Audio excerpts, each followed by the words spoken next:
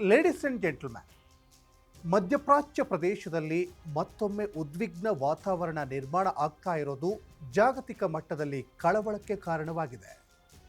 Iran ಮತ್ತು America ನಡುವಿನ ದೀರ್ಘಕಾಲದ ವೈಮನಸ್ಸಿನಿಂದ ಮತ್ತಷ್ಟು ತೊಂದರೆಯಾಗುವ ಸೂಚನೆಗಳು ಕಾಣಿಸ್ತಿವೆ. ಕೆಲವು ಮಾಧ್ಯಮ ವರದಿಗಳ ಪ್ರಕಾರ ಹಾರ್ಮುಜ್ ಜಲಸಂಧಿ ಸುತ್ತಮುತ್ತ ಇರಾನ್ ಮತ್ತು ಅಮೆರಿಕದ ಸೇನಾ ಪಡೆಗಳ ನಡುವೆ ಘರ್ಷಣೆ ನಡೆದಿರುವ ಮಾಹಿತಿ ಹೊರಬಿದ್ದಿದ್ದು ಪರಿಸ್ಥಿತಿಯ ಗಂಭೀರತೆಯನ್ನು ಮತ್ತಷ್ಟು ಹೆಚ್ಚಿಸಿದೆ ಅಂತಲೇ ಹೇಳ್ಬೋದು. ಈ ಎರಡೂ ದೇಶಗಳ ಘರ್ಷಣೆ ಅಂತಾರಾಷ್ಟ್ರೀಯ ಮಟ್ಟದಲ್ಲಿ ಹೊಡೆತ ಬೀಳೋದ್ರಲ್ಲಿ ಅನುಮಾನ ಇಲ್ಲ.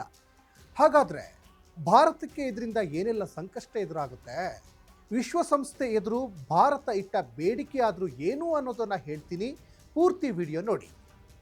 ಎಸ್ ವೀಕ್ಷಕರೇ, ನೆಲ ಜಲ ಭಾಷೆಗಾಗಿ ಪ್ರಾಮಾಣಿಕ ಪತ್ರಿಕೋದ್ಯಮ ನೀವು ನೋಡ್ತಾ ಇದ್ದೀರಾ ಫೋಕಸ್ ಟಿವಿ. ನಾನು ಸಚಿನ್ ಹೆಮ್ಮಕ್ಕಿ.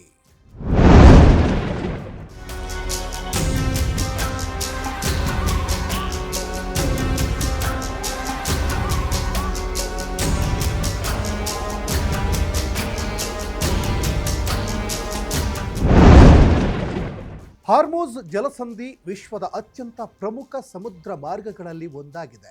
ಗಲ್ಫ್ ರಾಷ್ಟ್ರಗಳಿಂದ ರಫ್ತಾಗುವ ಬಹುಪಾಲು ಕಚ್ಚಾ ತೈಲ ಮತ್ತು ನೈಸರ್ಗಿಕ ಅನಿಲ ಇದೇ ಮಾರ್ಗದ ಮೂಲಕ ಜಾಗತಿಕ ಮಾರುಕಟ್ಟೆಗೆ ತಲುಪುತ್ತೆ.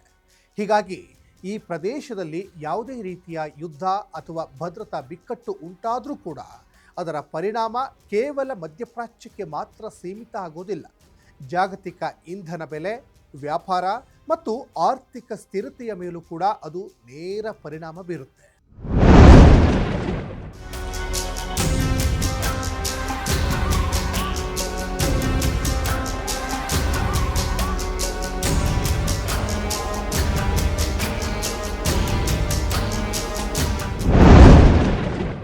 ಇತ್ತೀಚಿನ ಬೆಳವಣಿಗೆಗಳ ಹಿನ್ನೆಲೆಯಲ್ಲಿ ಹಾರ್ಮುಜ್ ಪ್ರದೇಶದಲ್ಲಿ ವ್ಯಾಪಾರಿ ಹಡಗುಗಳ ಭದ್ರತೆ ಕುರಿತು ಆತಂಕ ಹೆಚ್ಚಾಗಿದೆ. ಸಮುದ್ರ ಮಾರ್ಗಗಳ ಮೇಲಿನ ದಾಳಿಗಳು ಮತ್ತು ಮಿಲಿಟರಿ ಚಟುವಟಿಕೆಗಳು ಅಂತಾರಾಷ್ಟ್ರೀಯ ಸಾಗಾಣಿಕೆ ವ್ಯವಸ್ಥೆಗೆ ಸವಾಲು ಎಸೆಯುತ್ತಿವೆ.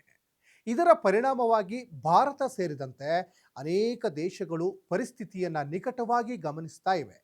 ಇನ್ನು ಭಾರತದ ದೃಷ್ಟಿಯಿಂದ ನೋಡೋದಾದರೆ ಈ ಬಿಕ್ಕಟ್ಟು ಇನ್ನಷ್ಟು ಮಹತ್ವದಾಗಿದೆ.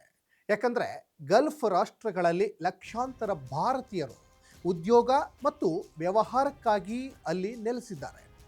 ಅಲ್ಲದೆ ಭಾರತದ ಇಂಧನ ಅಗತ್ಯಗಳ ಬಹುಪಾಲು ಈ ಪ್ರದೇಶದ ಮೇಲೆಯೇ ಅವಲಂಬಿತವಾಗಿದೆ.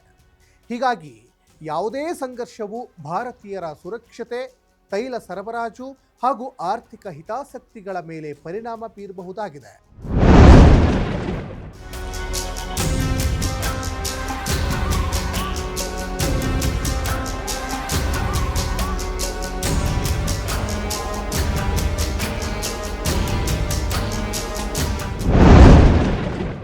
ಈ ಹಿನ್ನೆಲೆಯಲ್ಲಿ ಭಾರತವು ವಿಶ್ವಸಂಸ್ಥೆಯಲ್ಲಿ ಎಲ್ಲ ಪಕ್ಷಗಳು ಸಂಯಮದಿಂದ ವರ್ತಿಸಬೇಕು ಹಾಗೂ ಮಾತುಕತೆ ಮತ್ತು ರಾಜತಾಂತ್ರಿಕ ಮಾರ್ಗಗಳ ಮೂಲಕ ಸಮಸ್ಯೆಗೆ ಪರಿಹಾರ ಕಂಡುಕೊಳ್ಬೇಕು ಅಂತ ಭಾರತದ ಕಾಯಂ ಪ್ರತಿನಿಧಿ ಪಿ ಹರೀಶ್ ಮಾತನಾಡಿದ್ದಾರೆ.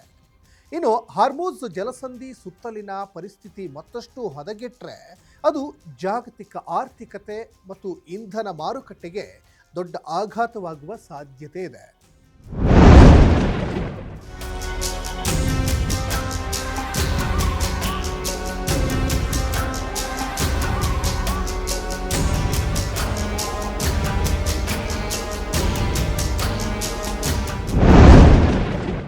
ಒಟ್ಟಾರೆಯಾಗಿ ಹಾರ್ಮುಜ್ ಜಲಸಂಧಿ ಸುತ್ತಲಿನ ಉದ್ವಿಗ್ನತೆ ಕೇವಲ ಇರಾನ್ ಮತ್ತು ಅಮೆರಿಕ ನಡುವಿನ ಸಂಘರ್ಷವಾಗಿ ಉಳಿದಿಲ್ಲ.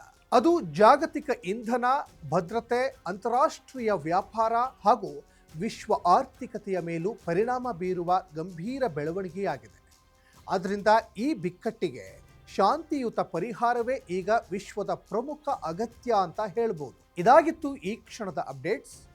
ನೆಲ ಜಲ ಭಾಷೆಗಾಗಿ ಪ್ರಾಮಾಣಿಕ ಪತ್ರಿಕೋದ್ಯಮ ನೋಡ್ತಾ ಇರಿ ಫೋಕಸ್ ಟಿವಿ.